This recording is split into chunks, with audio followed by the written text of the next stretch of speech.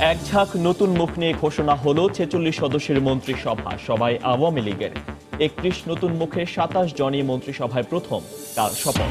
সংসদ সদস্য হিসেবে শপথ নিলেন জাতীয় পার্টির চেয়ারম্যান এরশাদ। মহাজোটের সঙ্গে আলোচনা করে মন্ত্রিসভায় না থাকার সিদ্ধান্ত জানালেন রাঙা।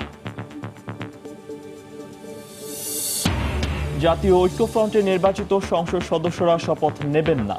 ডক্টর কামালের বক্তব্যের ভুল ব্যাখ্যা হয়েছে দাবি নেতাদের। ভোট নিয়ে আবারও কূটনীতিকদের কাছে অভিযোগ।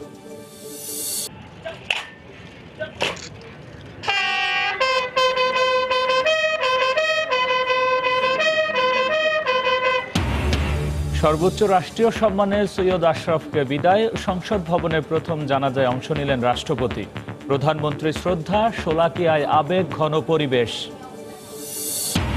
এবং নোয়াখালীর সুবর্ণচরে গৃহবধূ ধর্ষণ মামলায় 7 জন 5 দিনের রিমান্ডে, আজ আরও 3 আসামি গ্রেফতার।